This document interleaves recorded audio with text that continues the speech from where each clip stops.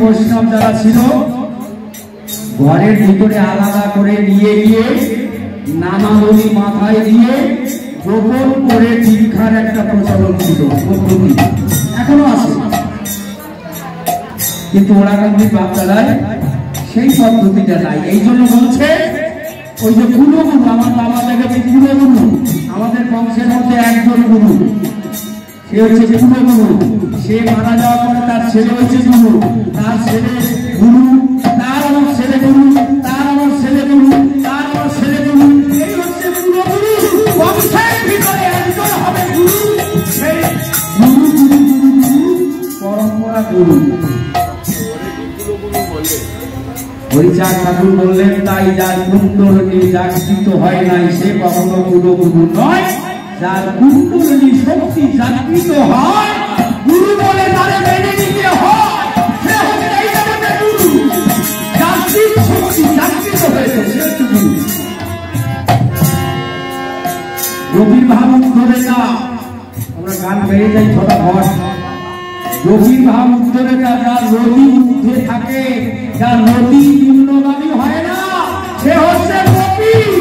তার ভজন হচ্ছে উচ্চদিকে, তার নিম্নগামীতে কোনো ভজন নাই। রাধা যার ধারা উল্টে যায় সে হয় রাধা। বোঝা গেল ধারা কি?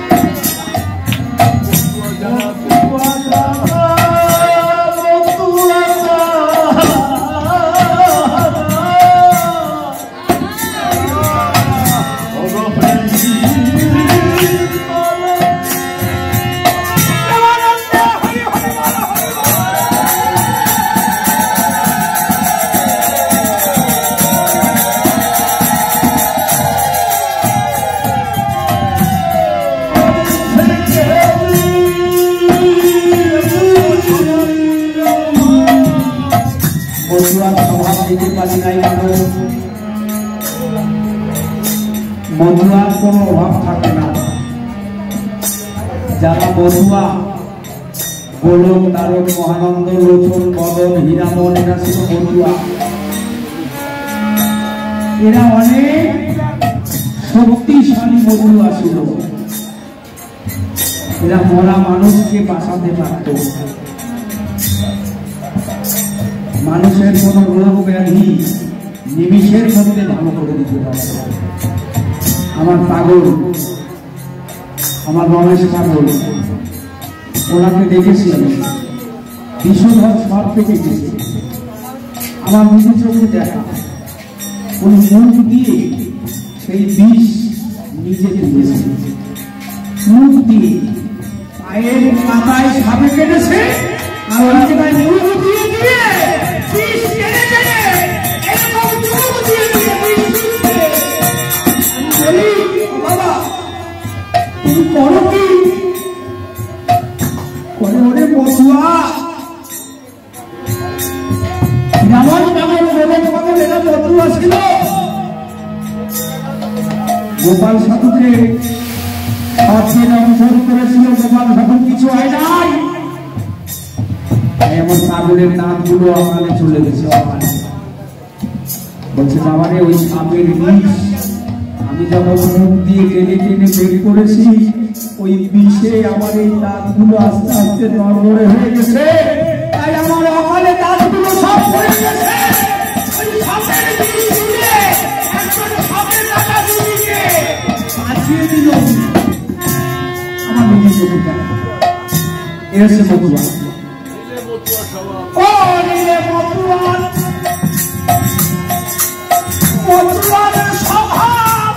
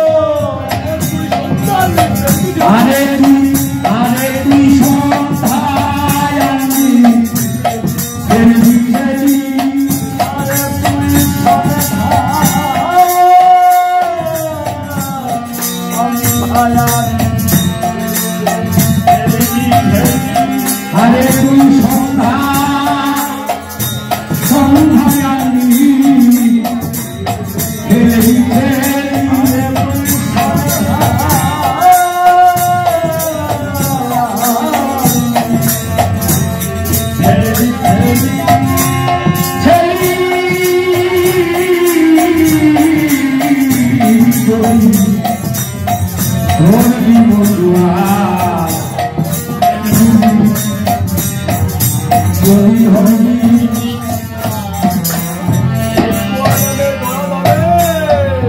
পাগলকে কোনোদিন দেখি নাই আমি আমার জীবনে যতটুকু দেখেছি উনি কোনোদিন সন্ধ্যা করতো না। সন্ধ্যাবেলা বসে সন্ধ্যা করে, দুপুর বেলা বসে আর্নিং করে, পাগল কোনোদিন দেখি নাই যে সব নামই বসে।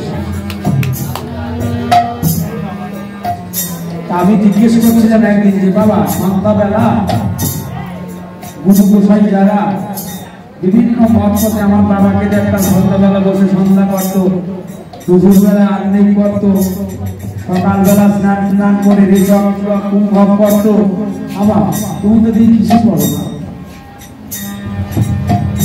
পাগল সন্ধ্যা কোনো সময় আর কইরে সন্তান করার সময় আর নাই।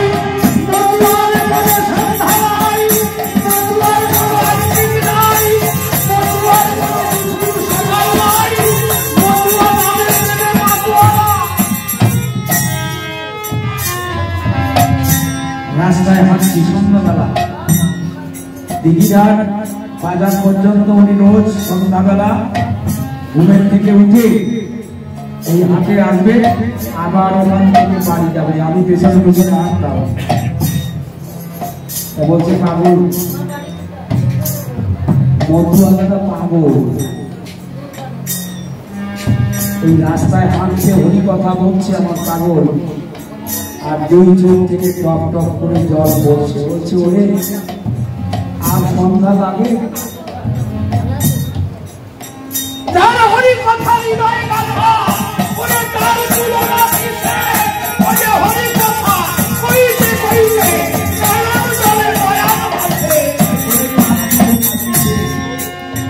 সন্ধ্যা লাগবে লাগবে।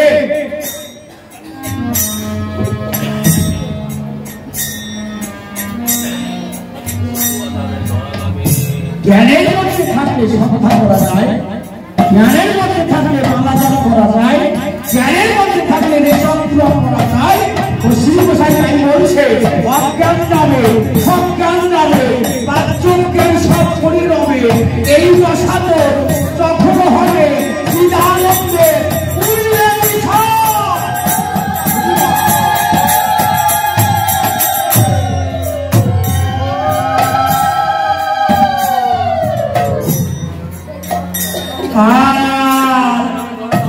মতুয়া নামে ওই ধরা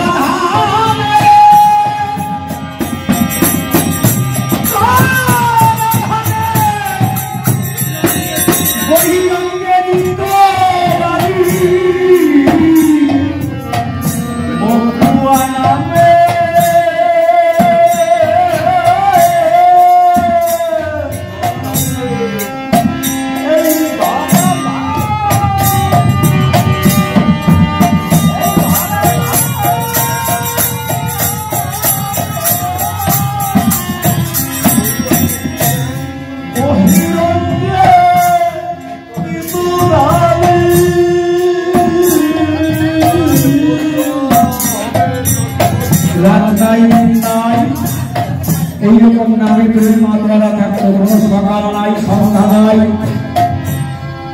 নামে প্রেমে মাতওয়ালা থাকতো, নারী পুরুষ একসঙ্গে গোড়াগড়ি দিত। তাই পাড়ার সমাজের কিছু ব্রাহ্মণ মানুষ যারা ছিল উচ্চবর্ণে তারা গালাগালি দিত মতো মতো করে। ভাসুর শ্বশুর জ্ঞান নাই, বাড়ির বৌমা যাইয়ে ভাসুরের গায়ে সামাবে, ভাসুরের সঙ্গে করতে, স্বামী শ্বশুর ভাসুরদেরকে 10 হাত দূরে থাকতে বাড়ি বৌরা হরিচার নামে আশা করে নামাতে মাতোয়ারা হয়ে যাওয়ার পরে ভাসুর শ্বশুর জ্ঞান নাই, একসঙ্গে সবাই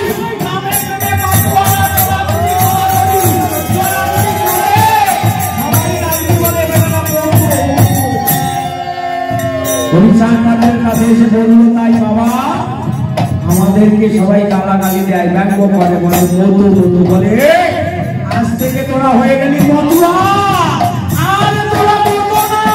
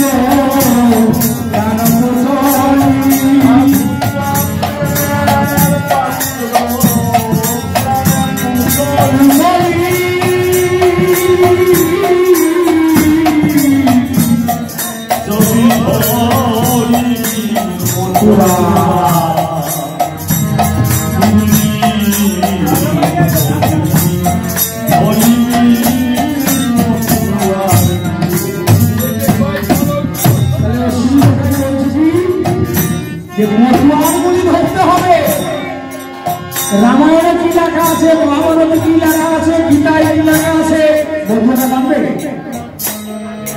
বন্ধুয়াদের কর্মী হয় না হরিলীলামৃত গ্রন্থ, গুরুচান চরিত, গুরুচান মাহাত্ম, হরিসঙ্গীত, মহাসংকীর্তন, যে কয়টা প্রামাণ্য গ্রন্থ আছে বন্ধুয়াদের সেই কথা মানবে। কি নামাটা মানবা? তাহলে মতুয়ার বলে যদি ধরতে হয় তাহলে জাতগুলো জবানবন্দি দিতে হবে। তুমি কোন জাতে, কোন কুলে, তুমি কত বিজ্ঞানিয়া পড়াশোনা করছো, জাতি বিদ্যা রূপ ধর্ম মহবংশ, এই সাধনার মধ্যে 5 টাকা না থাকলে সে মতুয়া তো হতে পারবে না।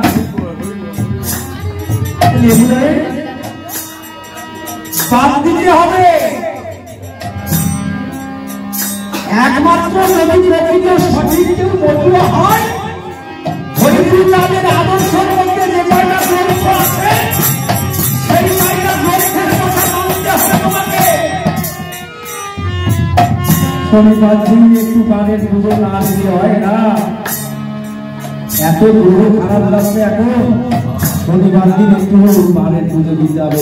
বোঝাই আমাকে বলে দাদা যাই একটু পাঁচালি টাচালি করে একটু বারের পুজো দিয়ে হবে, সেই হবে। হ্যাঁ, শীতলা পুজো ওই দিন একটু বাড়িতে একটু ঠান্ডা মাত্রা থাকতে হবে। একটু শীতলা পুজো আছে আমাদের বাড়ি যাওয়া বোঝাই। কালী পুজোর দিন ওখানে একটু মন্দিরে ঘরে একটু কালী পুজোর দিন একটু পুজো না দিতে হয়। এটা শিব ভক্ত আছে, একটা বড় শুনলাম এই যে আমাদের বাবা মধুয়ার দিদির লক্ষ্য এক থাকবে। একদিন দ্বীপের সৃজন, কোন দিদি সদা করিবে পূজন। বাবা গুরু সব ঠাকুর করলে আমার বাবা আদি হলে ক্ষীরোদ ছাই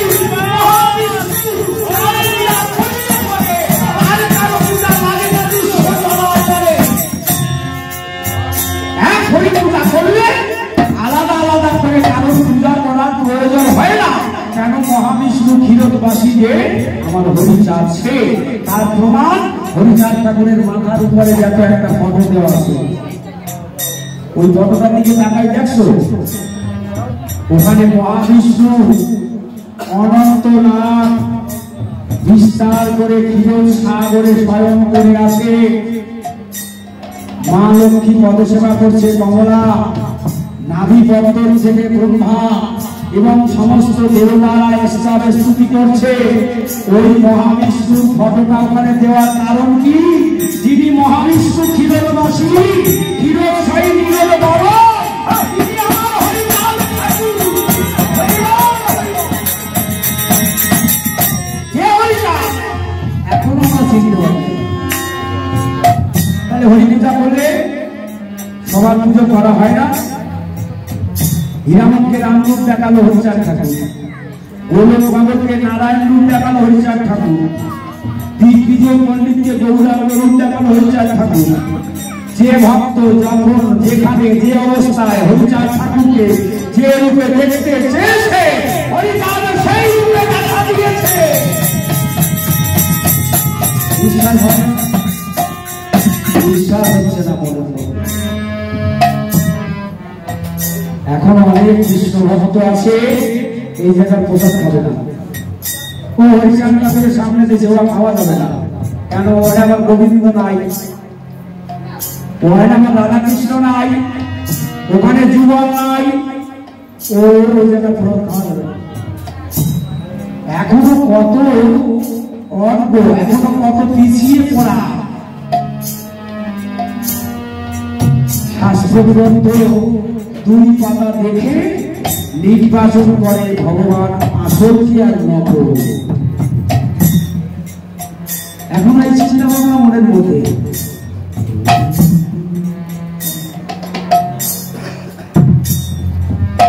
আমরা এখনো দ্বিধাবন্ধ এই নিয়ে পড়ে আসি। এই জন্য আমরা এখনো সংস্কার হতে পারি না। সংস্কার হতে হবে, অস্তিত্বের মন হতো না। সংস্কার হতে হবে, পরিষ্কার হতে হবে। যদি মহাবিষ্ণু আদি হয়ে ক্ষীরসায়ী হয়, তিনি যে আসনে বসা থাকে সেই আসনটায় তারই একমাত্র প্রাপ্য হয়। আমরা কিন্তু অনেক দেব দেবী অনেক কিছু বিগ্রহ তার আসনে আমরা সাজাই, কিন্তু সেটা সঠিক যুক্তিযুক্ত না।